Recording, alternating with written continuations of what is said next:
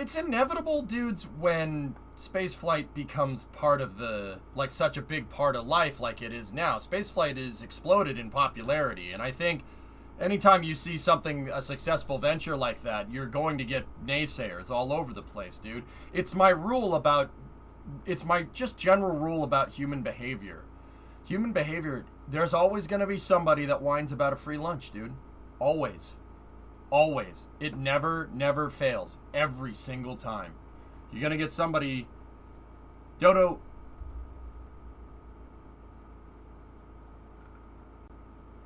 Wait, Dodo... 66-month threes. Did you just do a 66-month sub twice? I'm confused. Guys, there's always going to be somebody that whines about something. Look, the way I look at it, dudes, with the stuff that I see people going, about... Look, I'm not saying those issues aren't something that these, folks care about. I care about spaceflight. I wouldn't want anybody trying to delegitimize my care for it because I love it a lot. Golden rule: do unto others. I don't go barking up their tree about what's people that are, people that don't see spaceflight as viable. I don't go barking up their tree and saying that whatever they care about is useless, and I wouldn't want them doing the same to me, right? So, with that being said, I just kind of focus on spaceflight and go from there. But, once again, you're always going to have somebody that's going to whine about a free lunch. It's just human behavior. People are skeptical and they're stubborn about things. That's fine. I myself included. I'm no exception to that rule.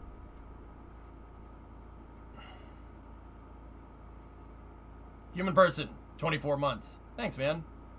It is what it is, dudes. Look, and once again, I'm not trying to bark up people's tree about other issues or whatever, and I'm sure the problems that people face today are even though they're problems I don't understand, that doesn't mean that I can't empathize, understand? But, look, man,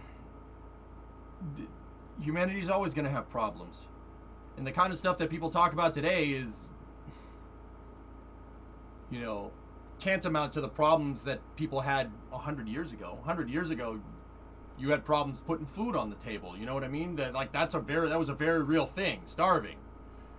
You have to work to get money to just survive, right? We're not at that point now. I'd like to think that people nowadays enjoy more creature comforts than most, right?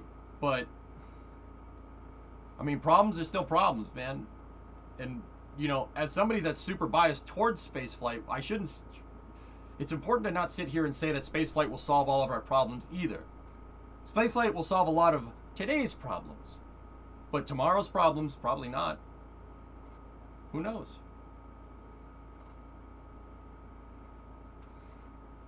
This booster looks really toasty for being on a second flight. Yeah, how about that fairing, though? Nice shirt. Hey, thanks, boss. Yeah, I'm glad you like it. I went with the professional look today. I know a guy. I know a guy. Yeah, Fangloriously. How I look at it is, and I probably shouldn't be generalizing it this much, and forgive me, I'm not willfully ignorant of other issues that are going on. I just choose to focus on spaceflight and focus on the issues that are associated with that. That doesn't mean I don't care about other things, right? But I just see problems as problems to solve. That's it. It's just humanity's always going to have problems. You're always going to have someone whine about a free lunch. There's always going to be something. It's never not going to be anything. We'll never achieve utopia for that rule. But that doesn't mean we shouldn't strive for it either. You know what I mean? That's a very cynical way of looking at things. Oh, we're never going to achieve utopia, so why even bother? I don't like being apathetic like that. We should strive for it. Who knows? Maybe we will. I'm going to say that stuff like this is probably going to help us get there. That's for sure. But yeah, the people that are barking up the trees spaceflight, I don't know, man. People are always going to whine about something. It's just it is what it is, dudes. Just make sure that, in life you tune out the static. There's a lot of static, especially nowadays. Remember to, focus on the important things. And that's not even spaceflight. Focus on yourself. Focus on your family, your loved ones. And this is going to sound like a crappy thing to say, but, you know, make sure that's all looked out, and make sure, you know, you look out for, you know, financially. You look out for yourself financially. That's all you can do. That's all you can do. And, you know, I think if everybody just focused on themselves a little bit more, focused on bettering themselves, you know, we might not be able to achieve utopia, but we could get close. Apathy is a wonderful thing. Apogee is better. I agree. What's that, awesome dude? If you can't look out for yourself, how can you look out for others? Important, yeah. It's an important thing to understand. Today's flight will mark the 40th time SpaceX has reflown Falcon 9 fairing halves. Cool. Yeah, if everybody looks out for themselves a little bit more, man, then nobody has to look out for anyone. That doesn't mean that people aren't going to need help.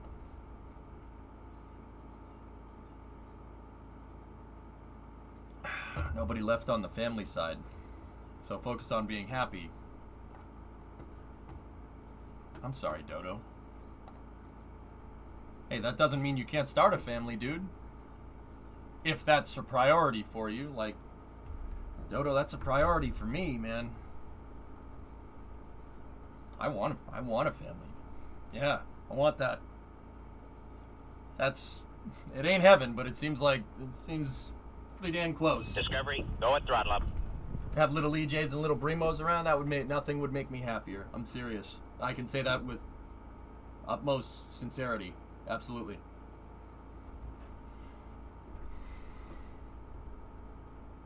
You're happy with who you are? Hey, that's fine. I'm not married, no. Not yet. We're not your family. Oh, Potato, be quiet. Wait, is this an orbital? Power, and the cannonball will go so fast that it ends up in free fall around the Earth.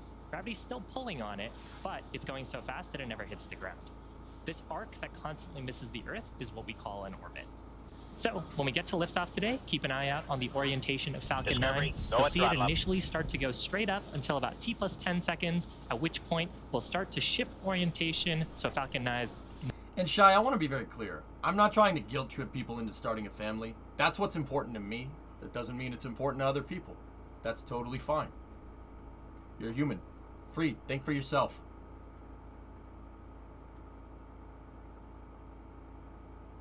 Yeah, there you go, John. That's important to me.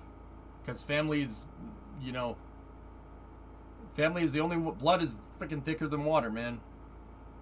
And maybe that's just the Italian showing. Like, hey, family, hey. No, my family is really important to me. Can I be your adopted brother? I mean, if you want, Tara. Yeah, sure, why not? No, we're good, man.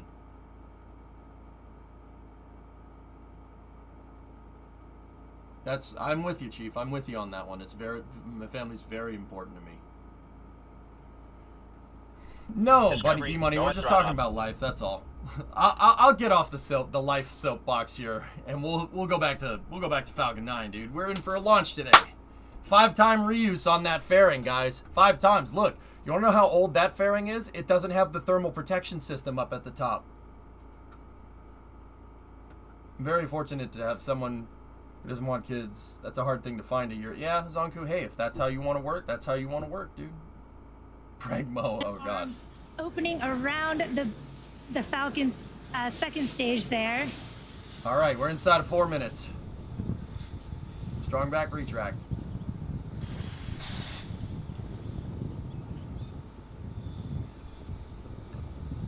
You missed Dragon City?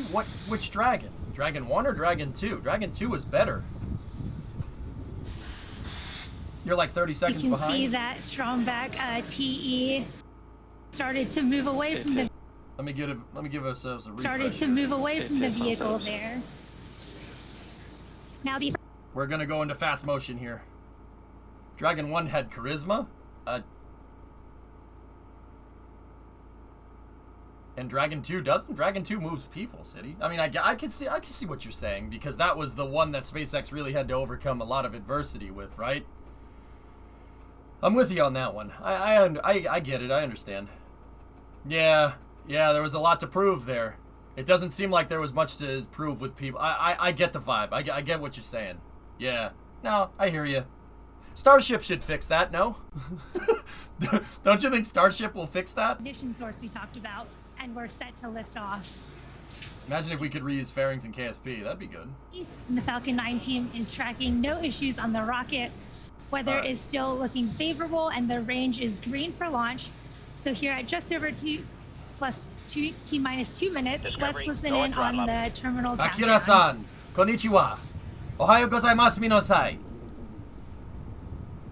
What's up, man? Imagine imagining. I do that a lot.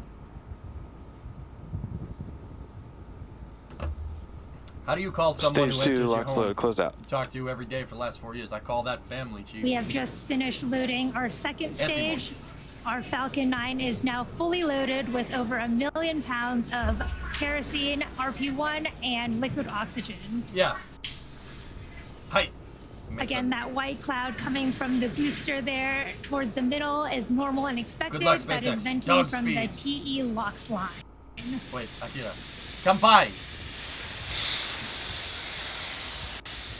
Again, at T-minus 1 minute, Falcon 9 will go into startup, and this is when stage 1 and stage 2 will begin pressurizing for launch, and the flight computer will have taken control of the countdown. Yeah, Tessa.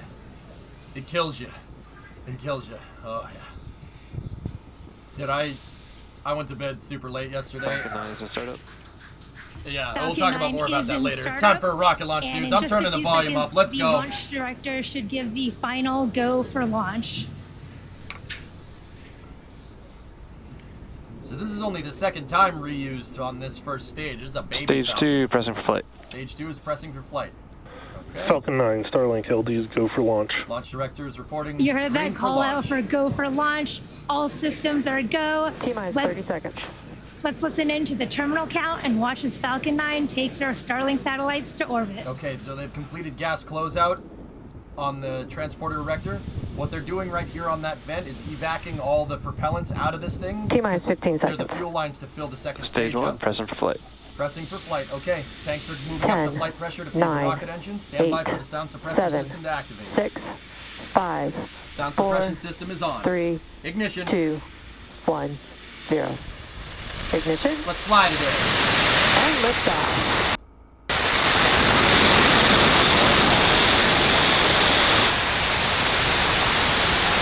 Vehicles pitching downrange.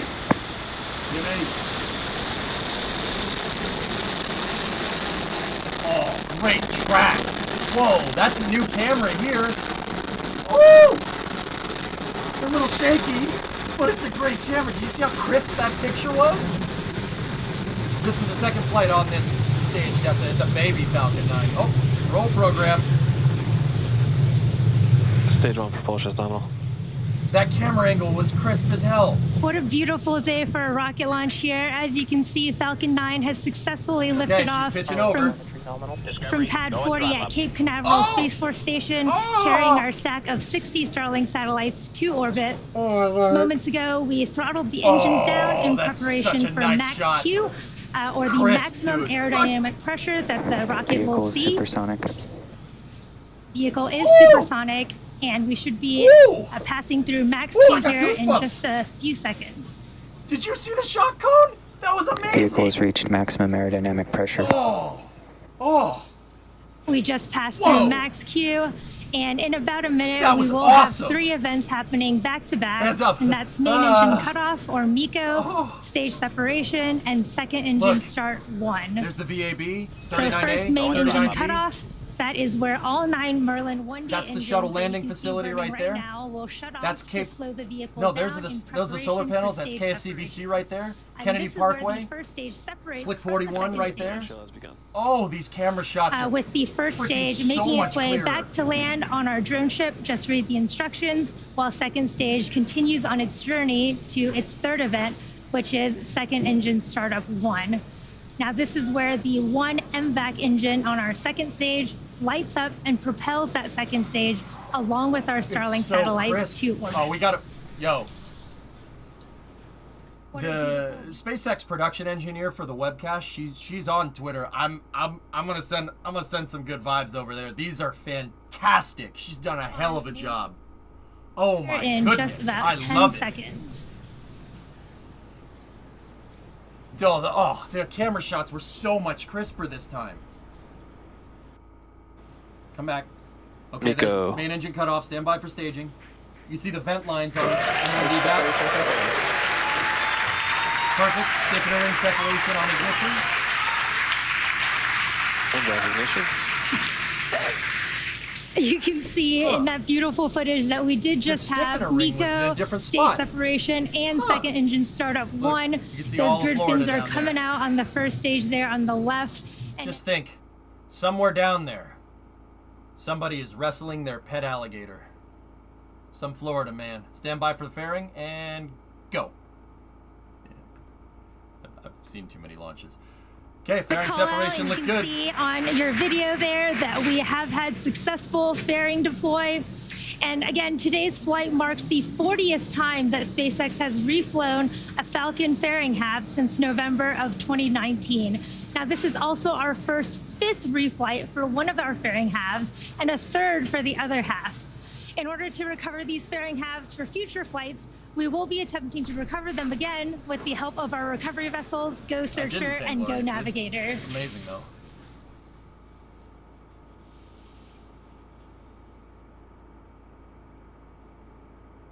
See those clouds? This always is what blows my mind about this.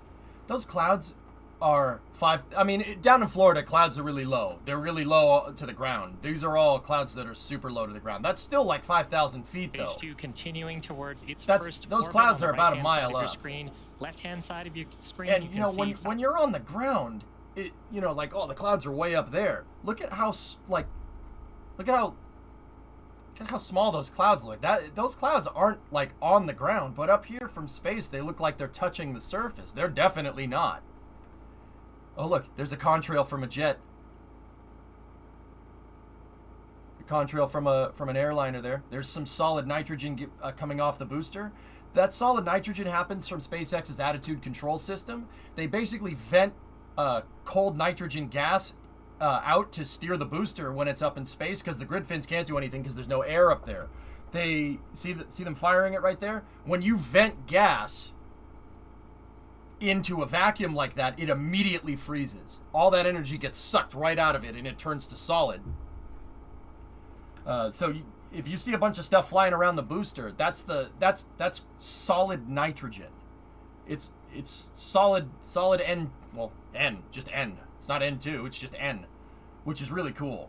This is looking up the business end of the first stage right there. Or not the business end of where the second stage would have been. That's in the inner stage. So that camera is like basically right at the grid fins, looking in the opposite direction of this. fairing separation earlier.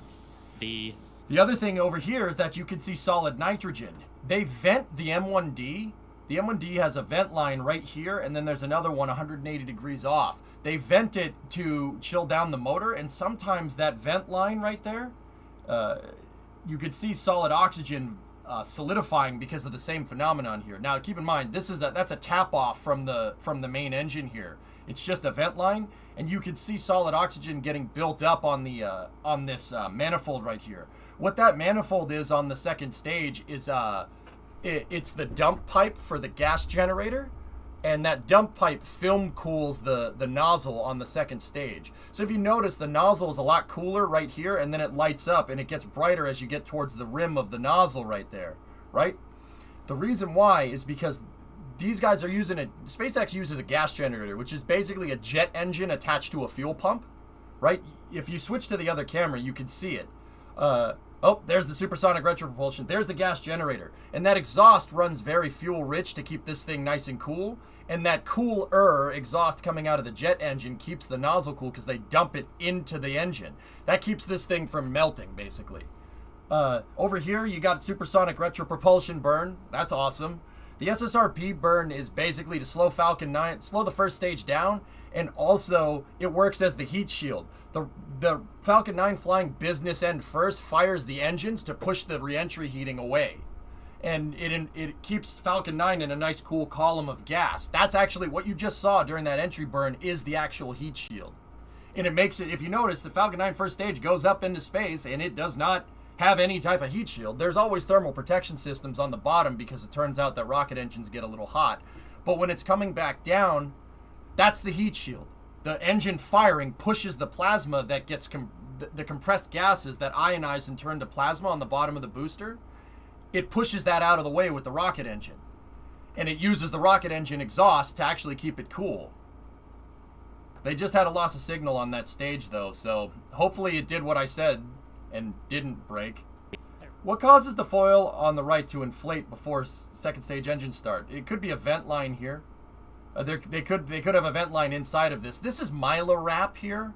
Mylorap is a thermal protection system to keep the turbine machinery on the engines that have cold propellants in there.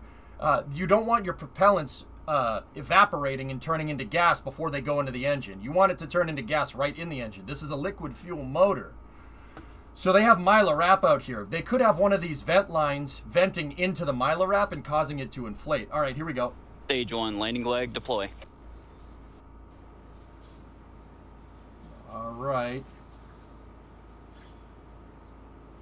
That looked good. Fantastic. Right down the middle. That's our 85th successful recovery. Oh, 100th. that's so damn cool, dude. 18th successful launch of the Falcon 9. All right, so now they're purging out the engines. See the purge lines? See all the purge lines? What they're doing is they're evacuating the liquid oxygen out of the engines, the leftover residual in there. They're getting it out of the engines and they're venting. See all the vent lines right there? What they want to do that because you don't want to leave liquid oxygen inside of the motors. You got to dry the motors out after you fire them. Liquid oxygen is super corrosive, like acid corrosive to metal. So what they do is they evac the engines and they purge them out with helium, or I think it's helium. Pretty sure they use helium to do that. They basically close the fuel lines on the engine, right? And then the remaining fuel in the fuel lines, they hit a pneumatic system, opens up, and helium pushes into the engines to evac all the liquid oxygen, which turns to gas by the time it hits the atmosphere at the vent line. They purge and basically inert the engines. One, so they don't start back up. You do get residual propellants sometimes in the engine that can spark and find something that's hot, like the rocket nozzle, and auto combust. But they purge out all the engines. That's what they actually showed it this time. They usually never show the first stage for that long. They showed them purging out the engines, which is really freaking cool. What about RP1? Do they purge that as well? You don't need to do that as much, Just Space. If it sits for a little bit of time, yeah, but no, it's the liquid oxygen that's super corrosive. The RP1, if you left it in there for a couple of months, then yeah, it'll degrade into probably paint stripper, if I had to guess. I mean, what does diesel fuel do if you leave it for a long period of time? Any diesel bros in the chat? Any coal rollers out there? What happens if you let diesel fuel sit? Yeah, Ship Show, landing was perfect. Yeah, it'll turn into basically jelly. Black jello. Any Florida man out there? Yeah. So we had a good landing. We had good nominal orbital insertion. Everything looks good here. See, there's that manifold that I was talking to you about. And you see some... This is the crazy thing about being up in the vacuum. That manifold is super freaking hot right now, and yet it has frozen solid oxygen hanging off of it. The vacuum does weird things with physics. Certainly not stuff that we're used to. Like this nozzle right now is extremely freaking hot. If you could reach your hand out and touch it, you'd get burned. But there's also solid oxygen just floating next to it. Solid oxygen, which is really freaking cold. It's crazy. That's such a weird thermodynamic thing to it. And then the thermodynamic principle, I guess. And then the side of the rocket that's not in the sun right here, extremely freaking cold. It's weird. And then the side that's shining in the sun is extremely freaking hot. Yeah, Craze, the vacuum is bizarre. Everybody says space is really, really cold. No, it's not that the funny thing is that it's not cold. It's nothing. It's nothing. There's nothing up there. There are some air molecules, but there's not enough to convect any heat or anything. So heat energy stays inside of things, all right? It's much easier for a metal to reach critical mass up in space and melt.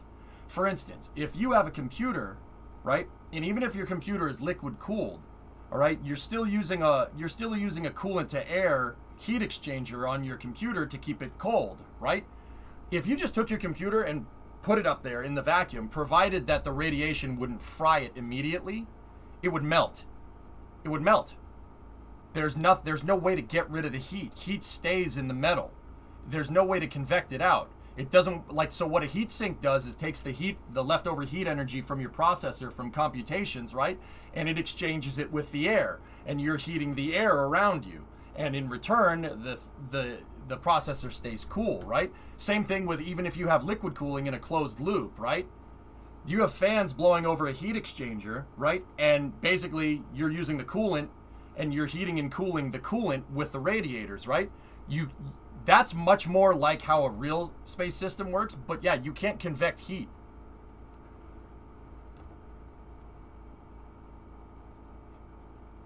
It's much harder to control heat up in space. Your computer would just melt. So I found out this week that my dad company makes parts for the SRBs for SLS. This week's picture jump, they got to see them finally in place. Cool, man. Yeah, TJ, yeah. Gas breaks down into varnish over time. I use LH2 to cool your PC. I wouldn't use hydrogen to cool a computer. Hydrogen is really good at being heated up and cooled down, right? But it's also reactive. So heated up hydrogen gas meeting some kind of oxidizer with some kind of source of ignition, it'll auto-combust. Anybody that knows about diesels knows what auto-combustion can do and how much energy gets released when you auto-combust something. But I would use liquid nitrogen to cool a computer if we were going to use anything. I wouldn't use liquid hydrogen. Liquid hydrogen will cool it better because hydrogen can exist as a liquid at a much cooler temperature than nitrogen. But hydrogen is also really reactive. It'll blow up. Yeah, you know that from Stationeers. Where will I have to look to see a Falcon 9 from Wales? Okay, Velo. Look out the window for me, pal. Is it dark? But the Hindenburg. Yeah. Yeah, not a good idea. There's no light. Last, okay. This is the 19th successful landing for Just Read the Instructions. The next burn for stage 2 is T plus 45 minutes and 30 seconds, and lasting about 1 second. Thank you. It's too bright. Yeah, you guys are going to have a tough time seeing this one. It's going to be... The sun's going to be coming down, and the stage is coming from the direction that the sun is setting in. If you're in Germany right now, though, basically one time zone over from the UK, 1 or 2 time zones over, you might be able to see it. The time to see this stuff flying around in space is at dawn or at dusk. The reason is because you want to be slightly over the horizon, so the sun should just have gone down. But since the stage is this one is 200 kilometers that way, it still has line of sight to the sun, while you don't because you rotated because long story short, the Earth spins. I know, crazy concept. So if you're in Germany or in Eastern Europe now, Central and Eastern Europe should be able to see it. If you look up and it's clear, you should be able to see it. Can't see anything. The sky is thick gray. You have to basically be right here, right in this kind of sweet spot. So if you're in Wales, provided the sun is still up, keep in mind, even at dusk, you can still see these things. They'll be a lot brighter. Even if the sky is a little bit darker, like the sun is almost down, you should be able to see it. Things are going to fly right over Ireland, Wales, England, and then it's going to go over across the Netherlands into Germany, and then probably fly kind of on the border of the Czech Republic and Austria, and then it's going to go down into the Balkans and basically fly right over Istanbul. Right here is the sweet spot. You should be able to see it. You guys might even be able to see it in Southern Europe if you're down in Southern Europe. You should be able to if the conditions are right. Can't have clouds. You can't have the clouds. It has to be clear. It's overcast. It's going over you in eastern France. Yeah, it's basically going to skirt the border. Like, so it's going to cross the Netherlands and Belgium, right? And then it'll fly basically right over Luxembourg, right? And then if you're in eastern or southern France, you should be able to see it. But once again, it can't be cloudy. From what you guys are telling me, it looks cloudy over there.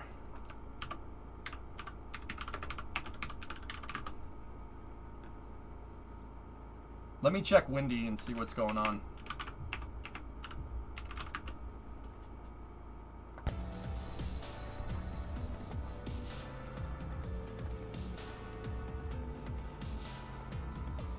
Oh, yeah. Yeah, you guys got a huge cloud front moving over the Alps right now. Yeah, that's gonna be hard to... Yeah, here, let me switch over. Yeah. If you're right here in this area of France, or if you're in like southwest England, like actually Drummer, you should be able to see this if the conditions are right. The clouds kind of open up over the channel right there. Everything was good, D-Pick.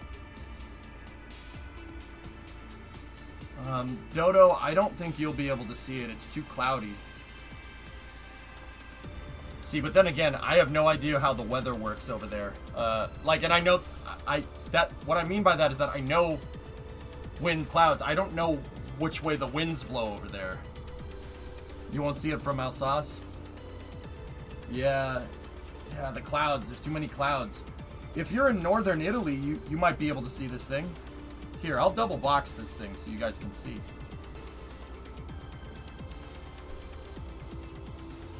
So right now it's making its way off the west coast of Ireland right now. Metric weather, yeah, I don't understand. I don't know which way the wind blows. Like over here in the northeast part of the U.S., usually storms come from like south and they go north. They come up the coast of the U.S. and then they find their way over. Well, they find their way over here, believe it or not.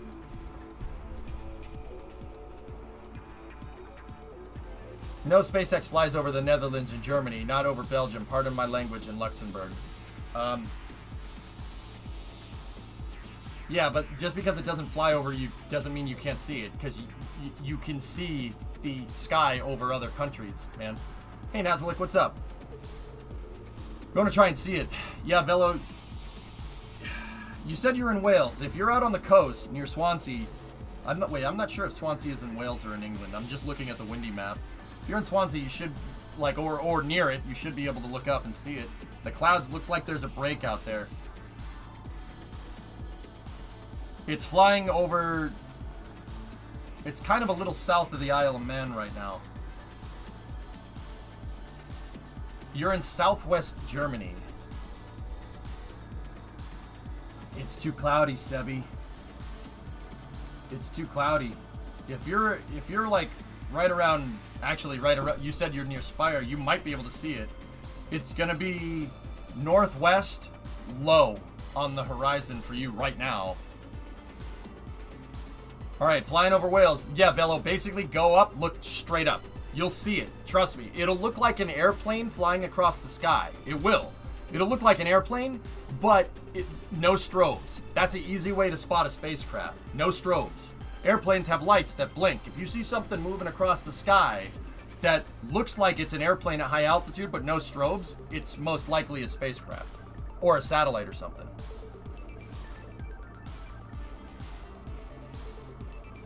Yeah, okay, so it's kind of over towards like Brighton right now. It's north.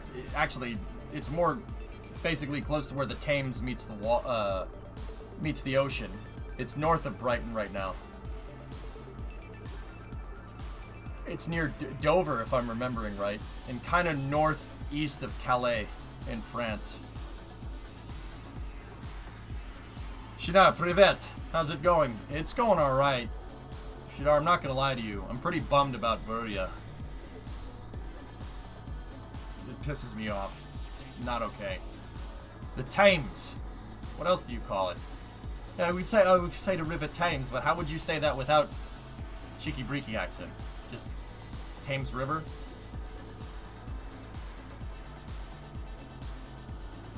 Thames. Nope, didn't see it. Yeah, that's all right.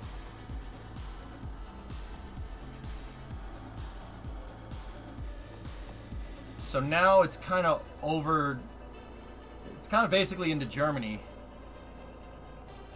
EJSA, or mc.ejsa.space, S-Master, or just type !map in chat. I think someone in chat proved that the Buran paint was fake news. Good. I hope so. Here, you want me to big box this? You saw it? Is this going faster than the ISS? No. It's going the same speed. Actually, it's going a little bit faster because they're in a lower orbit. Remember, the closer you are to Earth's grav well, the faster you have to go to not have the grav well pull you back in.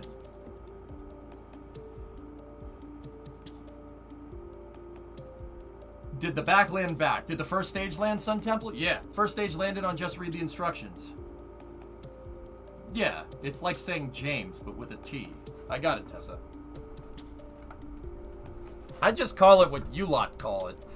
Just Thames River. Thames River sounds wrong. That just sounds weird. That's like when you hear an American say boot or bonnet. It just sounds bizarre. Like, that just sounds weird. But whatever. Me and my wife decided to have a vacation by sea for the first time. Oh, government. Let's do everything to fully isolate the country. What happened to the Buran? We'll talk about it a little bit more. Didn't see it? Yeah. Okay, so let me double box again. Those clouds are moving.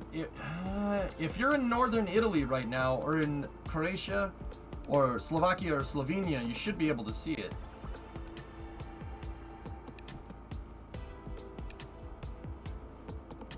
Actually, it's more over Hungary right now. Kind of over Hungary and skirting the end of Austria. Pronounced Thames. I know how it's pronounced, guys. It was more, I know, the River Thames, mate. Yeah, I know. You see it, Balk? That's awesome, man. Yeah, because it's clear in Hungary right now. Expected loss of signal, Goonhilly. All right, we have LOS on Goonhilly. Stand by for acquisition of signal. Actually, gonna be in a second here. Last. Holy crap. Saw it, just went between the clouds. Ow. Vehicle is supersonic. Oh, it's so cool. What a great shot. Clouds were just moving out.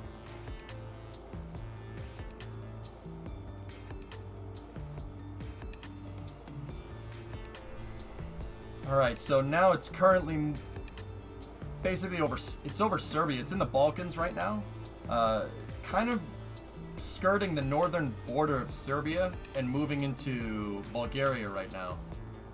Why do we always lose signal over the part of the world? Velo, ground stations. There's a ground station in Goonhilly, so in southwest England by Cornwall. And basically it went over the horizon. Because it went over the hill, it doesn't have a line of sight signal anymore. SpaceX does use ground stations for non-NASA missions. For their own missions, SpaceX has a bunch of ground stations around the world. There's no ground station over here, though. The next ground station that they have is Diego Garcia, out in the Indian Ocean. That made your day? Hell yeah. Now, with everything happening in our country, I somehow missed the Buran incident. So Shinar chat was telling me that it's kind of, that it might not be real, but the rumor circulating around right now is that someone tagged Buria. Someone went in and spray painted tree-hugging graffiti on the side of it, dude.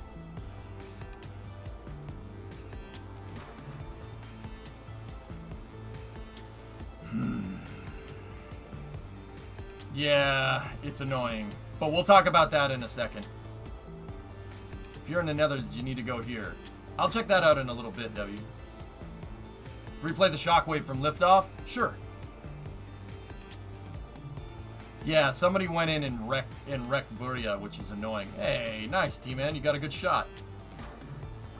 So, coming over here to basically northern Turkey, it's flying over Istanbul, and then it'll basically go right over the Turkish capital, Ankara, excuse me. But there are photos, though. Somebody said it was Photoshop, Vasi. I don't believe that. It looks pretty damn real to me. And it's it, dude, I'm telling you, that pisses me off. That really pisses me off. This is what I mean. You know, with those damn Urbex videos, dude. Those freaking Urbex videos, man, of people going in and messing with the orbiter basically shows other people that you can go there and you can mess with it. It was only a matter of time before some dingbat went and ruined the damn thing. Hopefully it was enough that Dimitri does something, dude. Dude, I honestly can't show it. It just pisses me off. Yeah, I'll just get mad. I'm not gonna lie to you. It's really, really not okay. The first stage, no, it wasn't expended. It landed perfectly. So right now, it's moving over Ankara right now and kind of moving towards Aleppo in Syria. There are multiple perspectives, so unfortunately it would be very fine Photoshop work or real. Yeah, I hope it's fake, but yeah. We had a perfect view over northeast Slovenia. That's awesome, Alcoing. Cool, man. Like I said, it'll move across the sky and you'll be able to see it. But the conditions have to be right. But if you see it, it'll look like an airplane flying across the sky, but no strobe lights, no blinkies. This thing, it's a spaceship. It doesn't need strobe lights.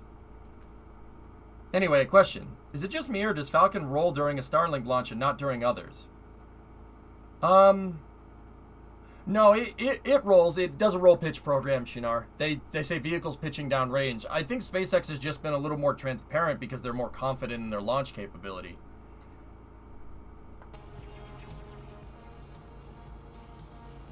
I think it's fake. I don't see any news stories about it, but see last. Well, I hope so. It also should be. It belongs in a museum. So, guys, it's getting too dark to see now. You're over the northeast Italy. I saw something. I'm not sure what it was. Yep.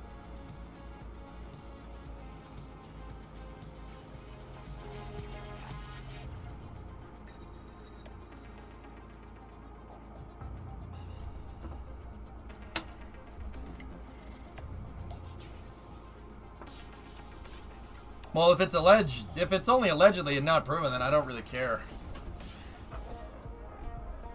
I mean, you can definitely see roll from the rocket cam, and I can't remember ever seeing it before. Yeah, here, let's go back and look at the liftoff. Let's look at the replay. Falcon 9 does roll. It does roll, because I know it rolls because they don't... So, Shinar, what probably happened here is that this one rolled because it's going 54 degrees inclined. So, I know it does roll, but it might not roll as much as another launch, for instance, that's going somewhere else. So maybe you only... I mean, SpaceX doesn't usually show first stage camera this low off the ground, to be honest with you. They usually have an exterior shot. So, I think we just caught it this time. I know Falcon 9's roll. If you go back and look at some of the older Falcon 9 launches, you can see it rolling. You can see the roll program. It's just harder to see because it's not like a space shuttle or something, right? Soyuz has those big side boosters, right? So you have the third stage booster, or the first stage boosters on Soyuz, and it's a more pronounced shape. It's easier to see because it's not just a cylinder. You know? That's part of the reason why, like, Redstone missiles and Saturn 1Bs and Saturn 5s have checkerboard patterns on them, because the thing is a cylinder. It's hard to see it turning. They need to be able to see it turning, so they put checkerboards on them just like parachutes to be able to see it turning. Falcon 9 doesn't have any of that. The only thing that you can kind of make off the side to see that the thing's turning is the SpaceX logo. But here, let's watch the liftoff again here. All systems are a go. T-minus 30 seconds. Let's listen into Good, the terminal Thomas. count Well, and watch as Falcon 9 takes our Starlink satellites to orbit. Well, good. I don't want anybody touching that orbiter. It's a critical piece of space history. T-minus 15 seconds. Stage 1, present for flight. 10, 9, 8, 7, 6. Here's a replay. 5. Sound suppression 4, system is on. 3, 2, 1, 0. Ignition. And liftoff. Guys, look at some of these camera shots. Vehicle is pitching downrange. The SpaceX production team that's led by a woman named Jamie. She's on Twitter, dude. Oh my goodness, dude. Look at how crisp that picture is. Yeah, it's a little shaky. I get it, but man, is that crisp.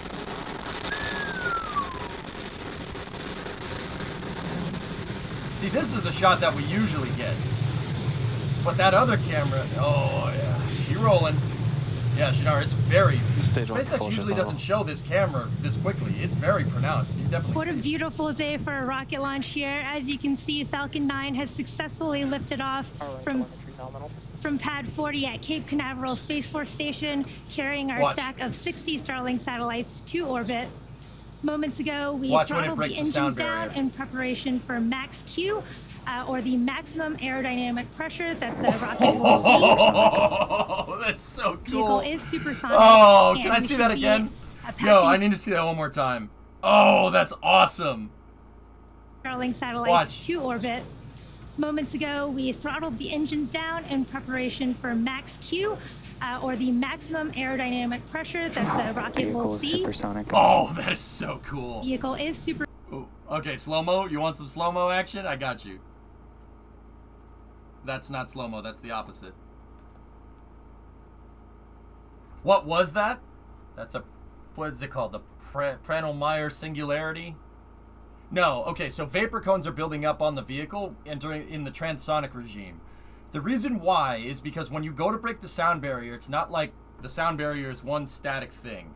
Okay? Sound barrier is not like, oh, we're going faster than 768 miles an hour, so we're good to go. Now we've... Oh, yes. Congratulations, boys. We did it. We broke the sound barrier. No, no. The transonic regime, which is from 0.8 Mach to 1.2 Mach, is called transonic because, remember, the breaking the sound barrier is entirely dependent on airspeed, and airspeed is entirely dependent on pressure and humidity, right? Now, so what does that mean in plain English, all right? Long story short, because the speed of sound has to do with the air moving over the vehicle and not ground speed, it's airspeed. That's the point, and that changes, right? Some parts of the vehicle in the transonic regime are breaking the sound barrier, so the airspeed, the air moving over some parts of the vehicle, right, is going faster than the speed of sound, and some parts of the vehicle is subsonic. And when you get like half the vehicle breaking the speed of sound, because remember, it's how the air flows over the vehicle, right? When you get some of it breaking the sound barrier and some of it not, that's transonic. 1.2 Mach moving into the supersonic regime is where all the air moving over the vehicle, all of the vehicle at all times, is breaking the sound barrier. And in the transonic regime, you get these crazy vapor cones like that. And what those vapor cones are is the parts of the vehicle that are breaking the sound barrier, and the air is basically going from low to high pressure all over the place because of how the air flows over the vehicle, right? If you have a big fairing up at the center, and then your fairing is a wider diameter than the rest of the rocket, right? You're going to get low pressure in there, and air is going to be moving faster in there than it is moving over the vehicle, because air at low pressure moves quicker. The molecules can move quicker because there's not as many air molecules to bump into, right? So you're going to get this crazy vapor cone because basically the air is trying to move around, and it's trying to fill up those areas of low pressure. I believe this is called a Pranel-Meyer singularity, or just a vapor cone for short. Basically, the gas is going from high to low pressure to high pressure to low pressure all over the place because of how the air is moving over the vehicle. So you get this awesome shock cone here. This happens usually when something breaks the speed of sound, but don't get me wrong, a singularity like that or a vapor cone like that doesn't necessarily mean that a vehicle is going faster than the speed of sound. It really kind of depends on the atmospheric conditions. What altitude you're at, how hot it is, the humidity, because remember, if there's humidity in the atmosphere, it's harder to break the sound barrier. Not harder, but the Mach number will change, because if there's moisture in the atmosphere, right, air is going to have trouble moving around because it's going to bump into a water droplet. That's just the sun the sun is backlighting the plume, Kamir. That's why we had a really good shot of it today. The sun is over here, so the angle the angle of the sun is kind of backlighting the plume. So it's every rocket does this. We just had a really good shot today because of the atmospheric conditions. Every one of them does this, but once again, you don't usually see a cone like this that's as pronounced. Here, I'll play it in slow-mo again. Look, oh. So as the airspeed changes, these cones change shape, or they just go away. Because now all the air is moving over the vehicle at faster than the speed of sound, so you're not getting any weird pressure differentials. The transonic regime is weird. Air starts doing weird things when you approach the speed of sound. Yeah.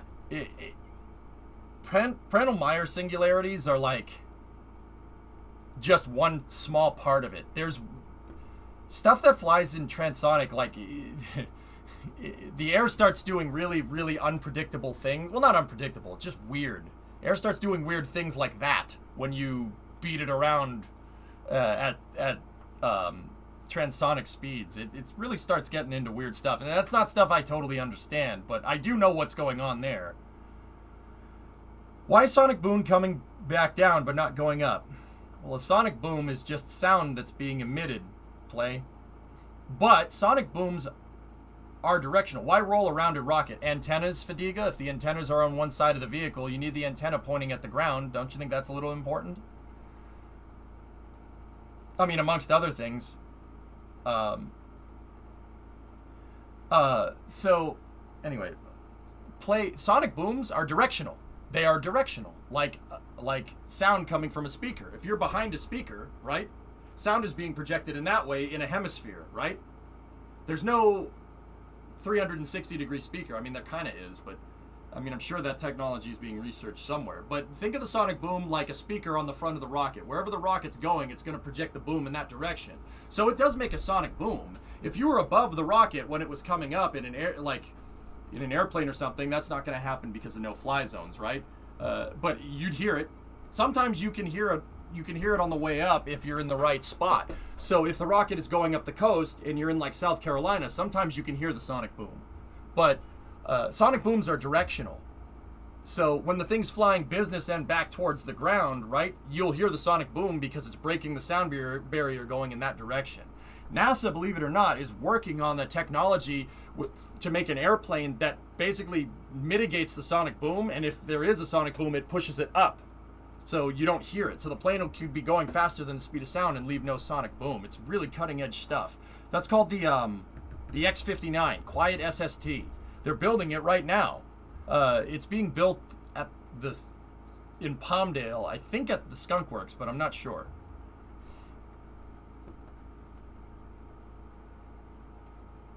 Why eat burritos when tacos exist? Because a taco is just an unfinished burrito.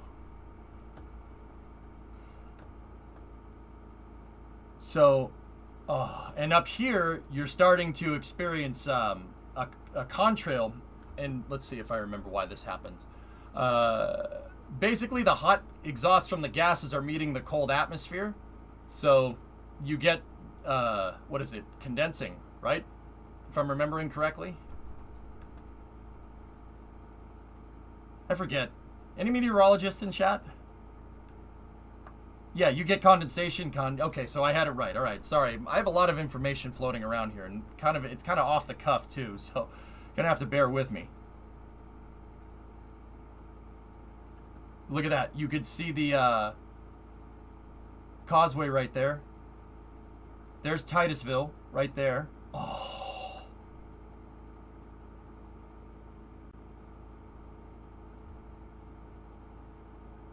So look at the plume effects. This cool plume effect and this whole kind of thing going on here is because where Falcon 9 is flying right now at 35 kilometers up, which is how many? I forget how many feet that is. Sorry, but brain do math good, not right now. Basically, the pressure is low enough up there that the gases coming out of the rocket engines, they expand. But the cool thing is that that center engine, the E9 engine, the center engine on Falcon 9, the gases are expanding and they're pushing all the other gases out of the way, which is really cool. It leaves this awesome effect like that. You could basically see right to the center engine, and the gases are pushing all the other 8 engines out of the way. 40,000 feet. There you go. Isn't that cool? That plume looks so legit, man. Why does Atlas have a contrail the whole way, but Falcon 9 starts later? Different fuel? Oh, WD, it's the SRBs. The SRBs, yeah. The contrail is not from the exhaust from the rockets. And Atlas, so you watched the 421 Atlas. Atlas leaves that smoke trail because the SRBs, how the SRBs burn. The two AJ-60s that were on the side of that are using hydroxyl terminated polybutadiene and ammonium perchlorate, if I'm remembering right. Basically, that leaves a lot of smoke. Now, it's just unburnt leftover fun stuff that's coming out of the booster. Now, the only thing that's coming out of this right here is basically just kerosene. It's unburnt kerosene. Yeah, James, of course.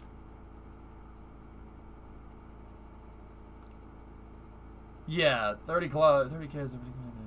Oh, nice. There you go. There's main engine cutoff, and you can see that this smoke is left over from the purging system. They're drying out. They're basically getting all the oxidizer out of here. Is it that fuel rich? No. It's no. K-Mir, they're running stoichiometric inside of a Merlin 1D. It's like. But stoichiometric ratio with oxidizer to kerosene is like 14 parts fuel to 1 oxidizer. And because you're burning a hydrocarbon, it's not a very efficient burn, but it's very energetic. A lot of energy gets released when you burn fossil fuels, which is why we not like them. That's why we use them, right?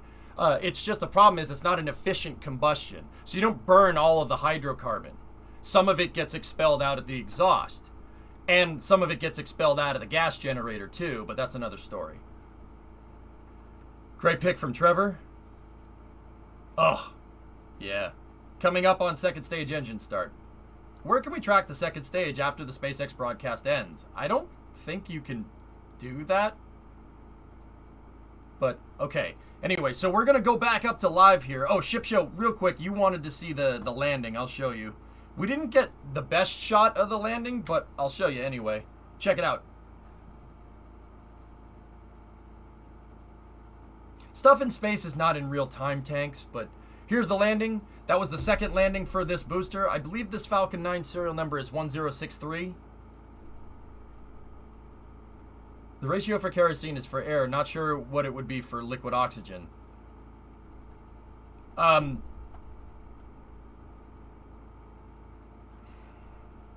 Okay, here.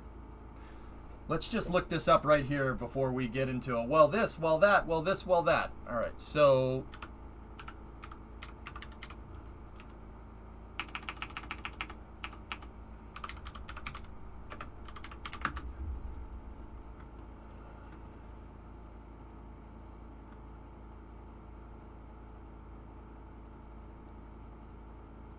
yeah, okay, so diesel fuel is 14.5 to 1. And diesel fuel is the closest that the M1D is to, because it's using kerosene, which is basically Jet A. So you could look up. Well, that's a good noise. Give me 1 second. It's the amp. Fixed. 5 minutes and 30 seconds.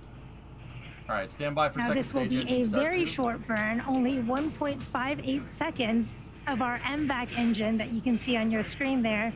And this will help us get into a more circular orbit for our Starlink deploy. Hopefully we can catch that really quick burn on video. Okay, so see there. Now before this small burn, we have been pulsing the settling thrusters on our stage 2 to keep the propellant at the bottom of the tanks, ready to be pulled into the engine pump when it spins up here in just a few seconds.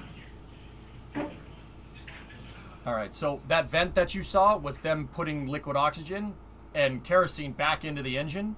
Remember, they evac'd it when they shut the engine off. They got rid of all the liquid oxygen out of the engine. There was LOX tank cam. And we're just waiting for acquisition of signal from our ground station.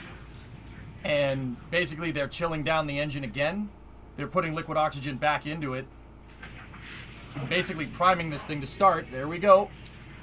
And a quick burn. That's it. And now they're venting again. Burn 2 complete.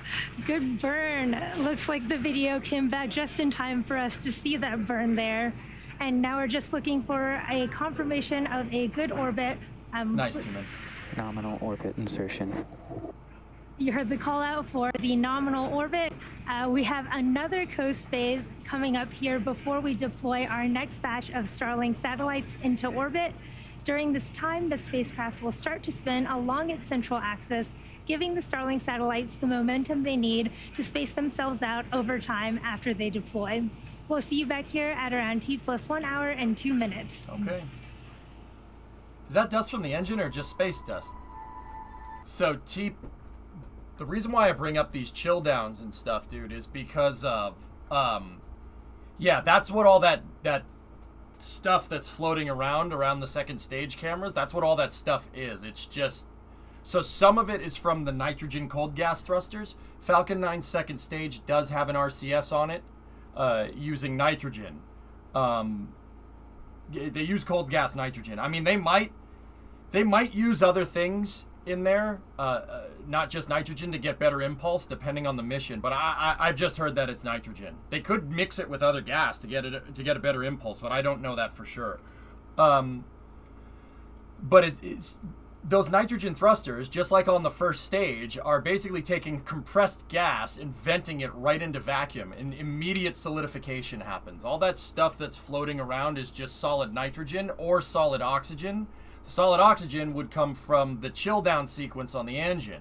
So once again, you got to be careful with liquid oxygen, guys. The reason why is because even though the engine runs on liquid oxygen is extremely detrimental to any metal. Oxygen is super corrosive. Even too much oxygen will kill a person. Like, you can get oxygen poisoning. Yeah, I know. What you're breathing right now isn't just oxygen. I know you know this, Teep, but it's nitrogen mostly. It's 79% nitrogen and 20% oxygen, and then 1% stuff you probably shouldn't be breathing. But oxygen is super corrosive. It's bad. Like, too much of it is bad for humans, but it's also super corrosive to metal. Oh yeah. So what they're doing is they're evacuating the liquid oxygen out of the system. And once again, you have liquid that's being vented into the atmosphere, and it immediately solidifies because the pressure goes. Speaking of RCS, BN3 is going to get hot gas methylox RCS. Nice. I think they just used the Krypton thruster with thrust vectoring. On the satellites, yeah, they have Krypton reaction control systems for propulsion. Yeah.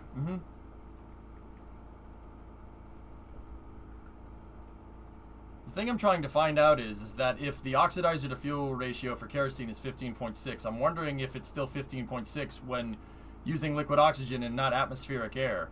Not to I don't know myself. I would imagine it's pretty similar, but I mean, you're changing your oxidizer a little bit instead of like basically N and O, right? You're switching it to pure O. So I'll bet you that the oxidizer to fuel ratio on these things is probably maybe about the same. C22, probably a little lower. RP1 is just jet fuel. It's Jet A. So if you want to go look up Stoic for Jet A, go do that. Oop, dropped it. Go do that. It's probably the closest you're going to find. Please read my question, man. Legit question right there. Tag me? You got to tag me? If you don't tag me, I'll assume you're not talking to me. Sorry, there's a lot more of you than there is me. You're going to have to bear with me here on this one.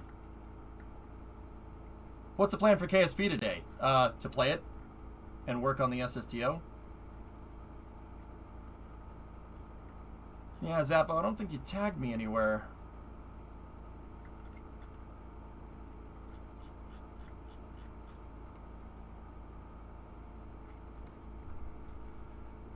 The instant freezing is called deposition. Can't they use their own Starlink network instead of ground stations? Feels like they should be able to by now.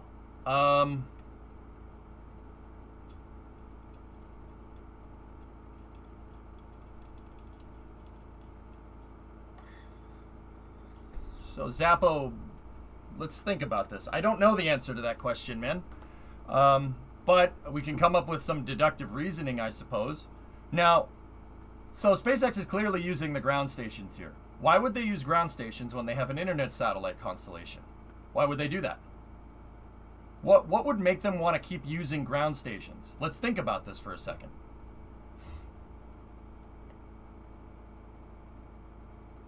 security, I guess. Well, it's a possibility, but Starlink is a secure network from what I understand, so I don't think that's the reason. It could be connection speed. I think reliability has a lot to do with it, Musical Tanks. When you, Zappo, when we're talking about rocket science here, you don't change what works. That's my guess. My guess is that they're looking to not change Falcon 9 because possibly for other missions you might need these ground stations. You don't want to change the antennas on your booster because then you have to recertify the booster, which means you have to go do a lot more government paperwork and whatnot. And it's probably better to use the pre-existing infrastructure to keep costs down. You got to remember, if they want to change the way that Falcon 9 communicates with the ground, you're changing the design of Falcon 9. And that could decertify it for other missions, like NASA missions. I'll bet you they just keep it the same way because it works. And you don't want to go screwing around with Falcon 9's design at this stage in development. That's how weird stuff happens if you go messing with it. My guess is that they're using the ground tracking infrastructure that they have now because it doesn't make sense to change it. With that being said, I know that the drone ship has Starlink antennas on it, and that's how we're able to get a nice uninterrupted feed. So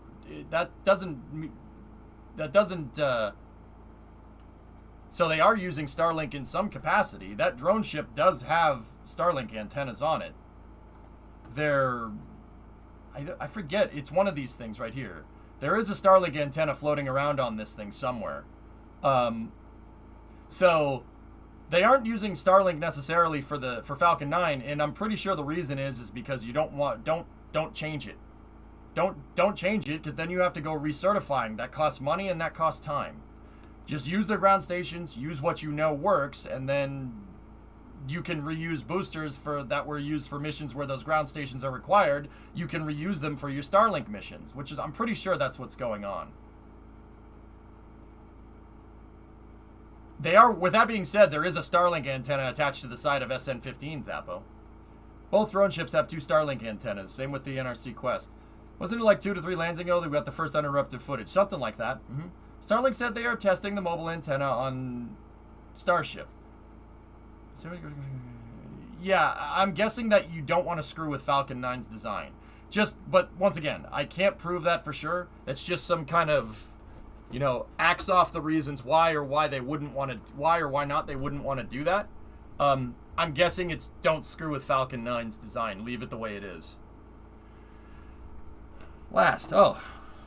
See last. There's a surprise. All right, what's up? Falcon 9 can communicate with UHF and S-band, so the USAF can track it too with their assets. Starlink uses KU and KA band. Oh, there's that. Yeah, well, there's that whole different frequencies thing. But Phil, so what? We couldn't make the second stage. We couldn't attach a Starlink antenna to the side of the second stage. You could, but it'd be changing the design, right? So that's good to know, but that doesn't answer the question. You know what I mean? But yeah, that's a good point. Pretty sure the current Starlink birds can't talk to each other yet. I don't know if there are any Starlink ground stations outside of North America. Yeah, maybe. Medco, what's that? Yeah. Alright, so we're almost to satellite deploy.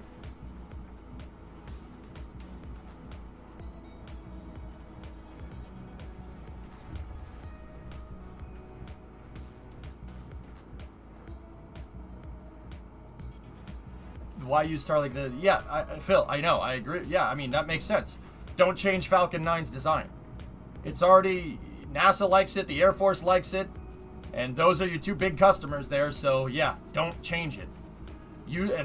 Now you can use the leftover parts, fairings, and first stages from the NASA missions and stuff, like this one was used on Sentinel-6. Michael Freilich. It was the Michael Freilich mission, if I'm remembering right. Somebody said it in chat, so that's where I'm getting that from. The booster was basically free. There's all the processing that's associated with it, but processing the booster and moving it across the country from Vandenberg to Cape Canaveral doesn't cost as much as making a new one. Yeah, I saw it, Chris. First stage landing was right on the, well, not right on the money, but the booster is back in one piece. It's the second landing for this booster. First drone ship landing. Right 19th landing for just read the instructions. 85th successful recovery. A little bit off kilter there, but the cool part is that you could see them safe the engines. See? They're venting. They're getting all the liquid oxygen out of these things, man. See, that's what all this stuff is. They're pushing the liquid oxygen out of the engines with what my guess would be helium, because we know there's helium on that thing, or nitrogen. It could be using either one. You just basically want to inert the things. Look at that, 1 hour, and it's near Perth. This launched from Florida an hour ago. That's what, 16, 17,000 kilometers away across the surface? It's pretty fast.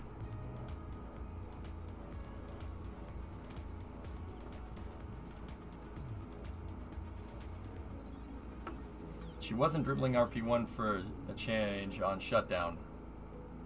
I think it burned off, Tessa, but yeah, SpaceX, I mean, Tessa, shutting a rocket engine off or shutting the taps on a rocket engine is like when you shut off a garden hose, right? There's always water in the line, right? It's plumbing. Plumbing is plumbing. You can't beat physics, right? So when you close the taps on the rocket motor, right, you're still going to get residual propellants. But yeah, SpaceX has been a lot better on whatever system they're using to inert the engine as quick as possible, which is interesting. Do you know helium can react with hydrogen under extreme conditions? I didn't know that, but that's cool.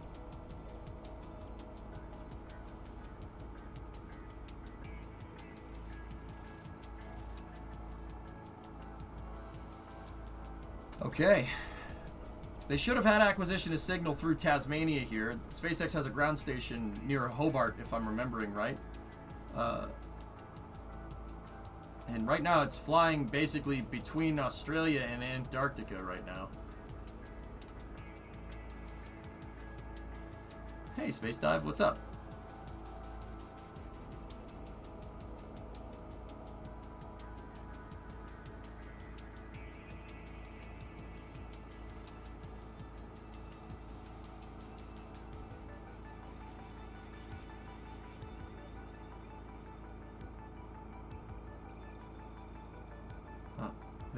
They had a signal handover a second ago. Did you see the camera change?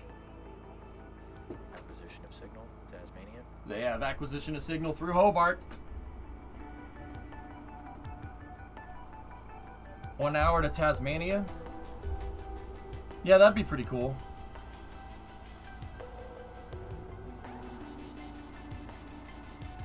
Sure, Sebi.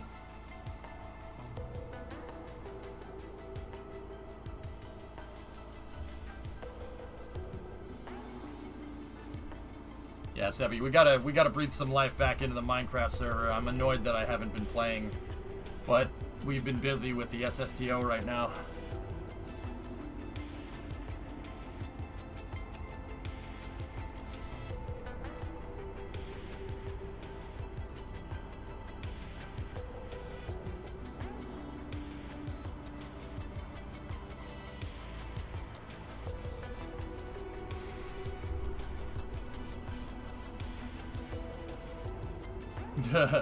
Nice C-22.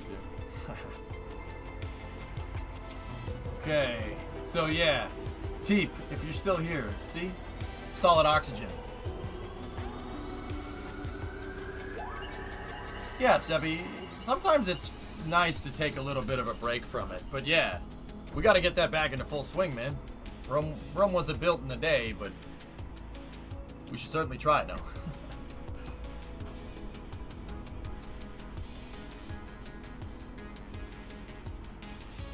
I played Minecraft before the Starlink launch, Alexandri. Yeah, I checked out all the progress. The progress is amazing. I gotta start building more buildings, dude. Gotta start building things.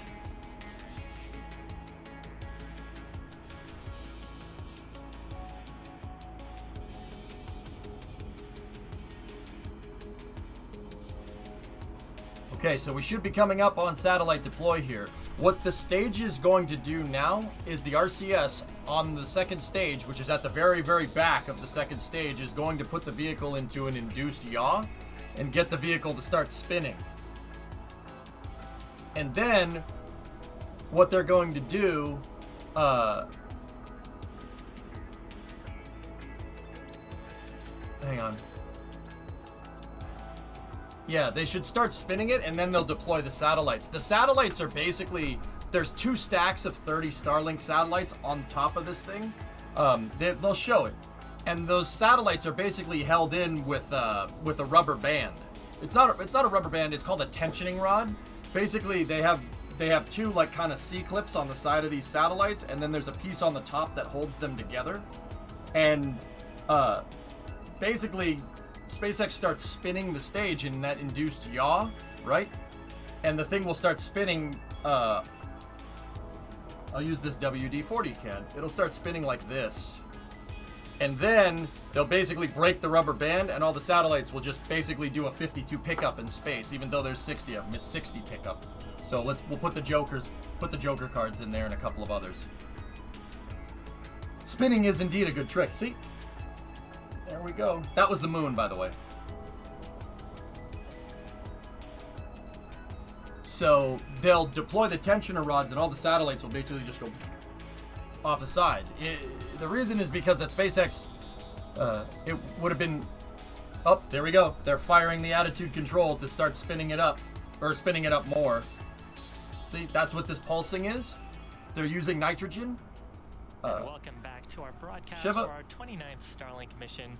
Now, if you're just joining us, we had a successful liftoff from Cape Canaveral Space Force Station at Of course it 2:59 is. p.m. Eastern Didn't it? Time. Sure. Then successful stage separation. What is the RPM of Recovered the our spin? first stage Like for the second 5 time 5 on our RPM? drone ship named Just Read the Instructions, and had 2 successful second stage Merlin vacuum engine startups.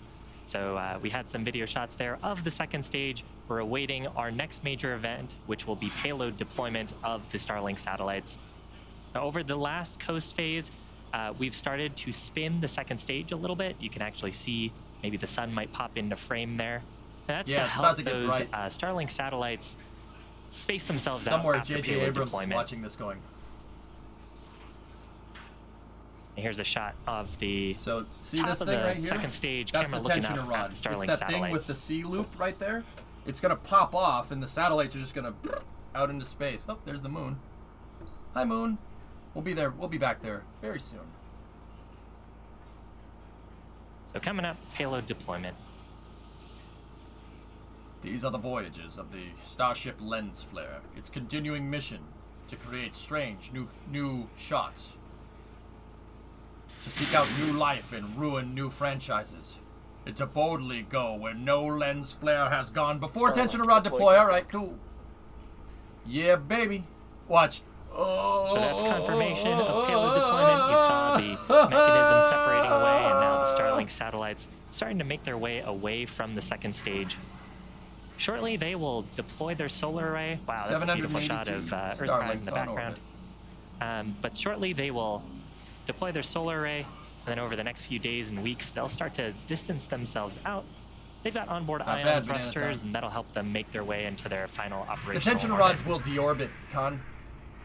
SpaceX with the SES-2 burn right there put the second stage and the tensioner rods into a decaying orbit. They'll come back down. In fact, all these Starlink satellites will come back down even in their finalized orbits. But good space environmental stewardship means taking your second stage and making sure you place it into a deploy orbit where the thing will be either easy to get back down doing a small maneuver or a decaying orbit in itself. Now, SpaceX with these second stages, right? That's the end of the cast there. SpaceX with their second stages, depending on the mission, like this Starlink mission, for instance. We know from basically just past Starlink missions that they will deorbit. They'll deorbit the second stage. The second stage is not inerted. They won't inert the tanks until after it deorbits. It does a deorbit burn. They'll probably wait one more time for that stage to hit apogee again, and then do a burn to lower the orbit to a suborbital trajectory. Now, once again, if that made no sense, they turn around in the opposite direction that they're going, fire the engine to slow down so Earth pulls it back down. But the tensioner rods, they'll be up there for a little bit longer, but they will eventually decay. Tensioner rods will come back down and it will burn up. Can we see that transonic footage from liftoff? Yep. SpaceX usually disposes of their stages in the South Pacific, so people don't really see them. There was one stage that did fail to deorbit, and it did end up re-entering over the northwestern part of the United States. Not okay. Not good. You can't screw around with that stuff, dude. People are already barking up the space flight's tree right now because herder, it's expensive, and yeah, we want to we don't want to ruin that even more. Yeah, you gotta be. Look, I'm all for environmentalism just as much as the next person. We should achieve a symbiotic relationship with our environment, right? Meaning, don't ruin the place. But in space, it's very important. The reason why it's important isn't necessarily because you're going to pollute one thing. There's nothing up there but just dirt and ice and rocks and satellites and whatnot. The thing about being a good space environmental steward is making sure you don't make a mess up there. Because if you make a mess, it can cause a cascading effect. And this is a phenomenon known as Kessler syndrome. Basically, if you've seen Gravity, that. It can cause a cascading effect. One satellite hits another satellite and makes a cloud of debris that basically stays in orbit.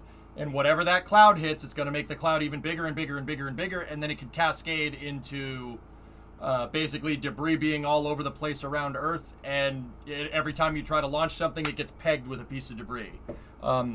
Yes, that is very real. That's a very real thing. This is not like, oh, you know, some person thinks that this will do this. It's something to keep very good track of. You have to keep very good track of it. All the spacefaring nations keep very good track of this stuff. So the US, Europe, Japan, Russia, China, yes, even them, because nobody wants to be the person that ruins it for everybody else. Seriously, it's like a space mutually assured destruction. But being a good space environmental steward is really, really important. So the way I like to describe how space debris works, you know, is like picture every single ship ever that has sank in the ocean. And picture that ship, once it sinks, the debris just sits there. You can't move it, you can't touch it. If every single ship that has sank ever in the ocean was just a wreck floating on the surface that you couldn't touch, the ocean, navigating the oceans would be impossible at this point. It would be ridiculous. So, like, I mean, especially like around like the English Channel and stuff. A lot of stuff went down there. A lot of ships have sunk in that thing over the years, don't you think? Like, it would be next to impossible. That's what being a good space environmental steward is about. Because, you know, contrary to what you see like in sci-fi movies and stuff, if a ship blows up, it blows up, we're gonna sink. We're sinking back down to Earth. We're stuck in the moon's gravitational pull. What do? We die. No, that's a little bit different, but also Last Starfighter. Stuff doesn't sink. It just stays there. It'll just stay in orbit until either it decays or it gets acted upon by another outside force. Yeah, Khan, China had the Long March 5B second stage. Now, even that, it was an uncontrolled debris reentry, and uncontrolled debris is just as bad. It's almost just as bad. You don't want to leave stuff up there that's not guided. That's called a ballistic missile, and yeah, those are bad. Yeah, we don't want those. But also, an uncontrollable re-entering stage, also bad, because you don't know where that's going to come down. Now, fortunately, that Long March 5B stage came down in the Indian Ocean, and it was near nobody. But it easily, one less tumble on that thing would mean that it could come down. It could have came down over Europe. It could have came down over the United States. Could have came down over China and landed in a city or something. It's dangerous. Yeah, we got to be careful about this stuff, man. Yeah, Tessa, pretty much. So, anyway, that's going to do it for the Starlink coverage. I hope you guys liked it. I'll show you that shot of it breaking the sound barrier one more time, because it's just amazing. Well, Tom, that's why, you know, rocket and ballistic missile proliferation is so big, because all it's going to take is one person to screw it up that doesn't understand what they're doing. Oh, that's so cool.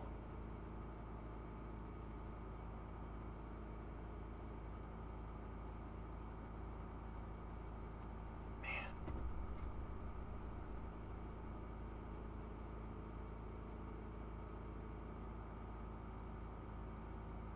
Look at the thumbnail and look at this. Look at the first stage. Look at the first stage on the thumbnail. It basically after the first stage separates, it basically goes like this, and it just kind of stays. Like if the Earth's right here, it kind of stays like this.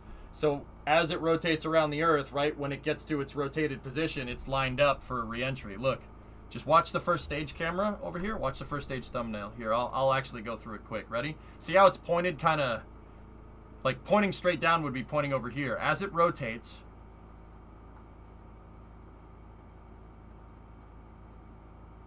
as the Earth, as it orbits around the Earth, right, it ends up,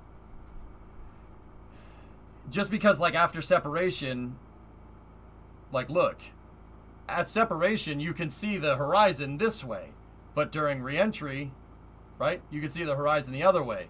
Falcon 9 basically after it separates just stays like this, and as it rotates around the Earth, it'll get into position, like after it's positioned itself, so it's perfectly lined up for re-entry.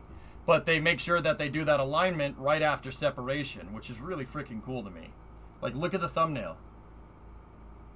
See what I'm talking about? See how the horizon comes in here in this shot, and then right after separation, look. See? Horizon's over there. Isn't that cool? You see it rotating around Earth. That's actually really neat.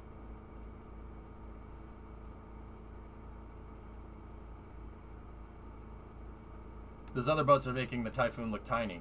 It's a big shipyard, We ended up doing a lot of work there.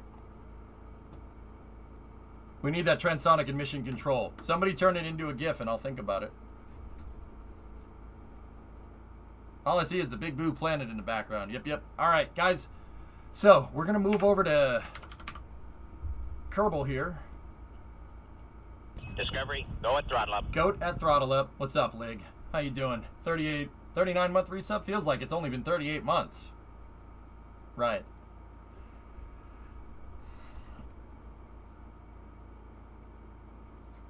Okay, so we're going to move to SSTO flight and pad testing. Mission mode part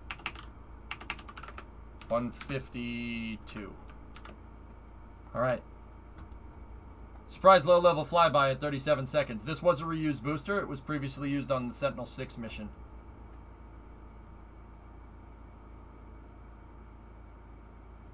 Oh, that's cool. Thomas, nice. Yeah, they do that. That's part of their routine. They sneak up on you. Okay, and since the SpaceX launch is over, here we go. Let's take off the collared shirt because it is hot as heck in here right now with two shirts on. 90 degrees in Boston today. Here.